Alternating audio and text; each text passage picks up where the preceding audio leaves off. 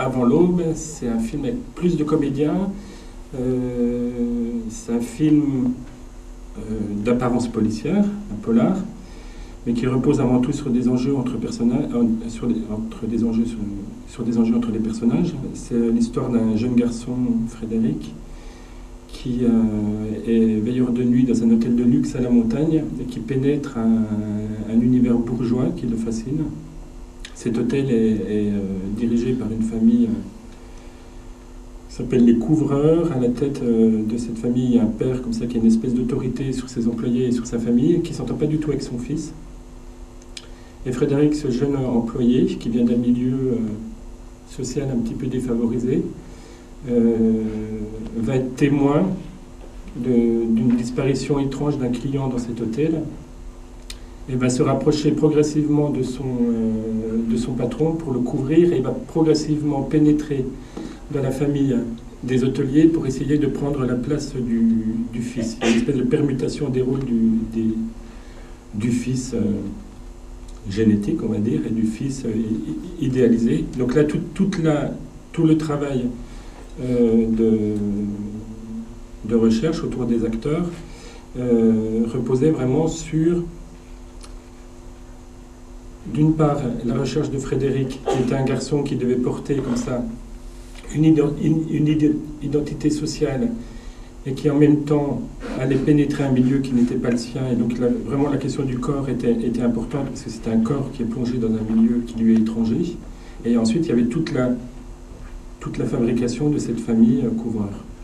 En sachant que moi, sur ces deux films, j'ai eu des expériences différentes avec les acteurs, donc je pourrais vous reparler au fur et à mesure. Le premier film s'est fait avec des acteurs professionnels mais non connus, c'est-à-dire avec une non connue auprès du grand public. Et mon second film s'est fait avec des acteurs plus connus, Jean-Pierre Bacry, Sylvie Testu, Émile Michael, entre autres. Et d'autres acteurs un peu moins connus et d'autres qui apparaissent pour le moment. Donc c'est la question aussi de la notoriété du comédien dans le rapport qu'on entretient avec lui et dans le rapport qu'on entretient avec un personnage est évidemment crucial. C'est-à-dire on ne travaille pas de la même manière avec un acteur qui a déjà provoqué un imaginaire chez le spectateur ou quelqu'un qui est vierge pour le cinéma. Le film est construit comme ça sur une symétrie et un rapprochement entre deux mondes, qui est le monde de Frédéric et qui est le monde des couvreurs. Donc c'est un film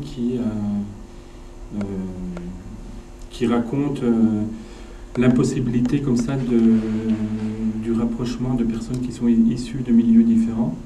Ça, c'est le sens, c'est le propos du film. Donc forcément, l'acteur va véhiculer un propos. C'est ça d'ailleurs que j'aime beaucoup dans le travail avec l'acteur, c'est qu'il est pas seulement là pour donner chair à un personnage, il est là pour ça, évidemment, mais il est là parce que c'est lui qui va porter le propos du film, et c'est par son corps, par sa présence que le sens va advenir.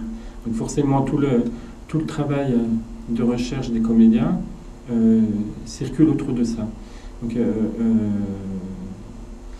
il y avait d'un côté cette recherche sur Frédéric, qui est en même temps une recherche un petit peu délicate, parce qu'il ne faut pas tomber non plus dans c'est un garçon qui est issu d'un milieu un peu populaire, qui a été adopté, qui a un passé un peu lourd, qui a connu un petit peu la prison, qui est un petit délinquant. Et il ne faut pas non plus tomber sur des travers, il ne faut pas que le personnage le raconte de manière un petit peu trop caricaturale. Et de l'autre côté, il y avait toute cette famille, et notamment le rapport des deux fils, de Frédéric qui cherche un père, c'est donc un enfant adopté, oui, ça je ne vous l'ai pas dit, c'est un enfant adopté qui cherche un père et qui va le trouver dans la figure du personnage incarné par Jean-Pierre Bacry, et qui va essayer de prendre la place du fils que l'on voit. Donc il y avait une rivalité entre les deux garçons. Et le père, Jean-Pierre Bacry, est un père déçu par son propre fils, donc le garçon que vous voyez là, et qui va trouver chez Frédéric le fils qu'il aurait aimé avoir. Donc ça, c'est toutes des questions de scénario, mais qui à un moment doivent être portées par le corps de l'acteur. C'est-à-dire qu'à un moment, pour le spectateur, de manière assez immédiate, le spectateur doit se dire oui, c'est un peu normal que Jean-Pierre Bacri préfère Vincent Rottier que l'autre comédien qui s'appelle Xavier Robic, qui est un très bon comédien au demeurant. Hein. Mais nous, dans la recherche, c'était vraiment ça, c'est-à-dire une espèce d'évidence dans le rapprochement des corps, qui est quelque chose d'assez intangible hein, à formuler, quelque chose qui nous prend énormément de temps au moment de l'écriture. Moi, j'écris avec une scénariste, donc tous ces éléments-là sont extrêmement présents dans l'écriture, c'est-à-dire on cherche dans l'écriture à raconter ce cheminement des personnages, et après, quand on cherche les acteurs, les choses doivent arriver de manière assez évidente. Voilà. Après, il y a tout un ensemble de paramètres dont je vous parlerai tout à l'heure quand on passera sur les rushs, qui sont la représentation du comédien, c'est-à-dire comment il arrive vers le personnage, et la question du costume qui est extrêmement importante, qui fait partie de l'incarnation, qui fait vraiment partie du travail de l'acteur. Le travail avec l'acteur, à l'arrivée, c'est un travail qui est extrêmement concret, hein, extrêmement basique, c'est-à-dire les acteurs ne sont pas bêtes, ils ont lu un scénario, ils ont compris les intentions de leur personnage. Après, il faut qu'ils trouvent des éléments concrets pour aller vers ce personnage.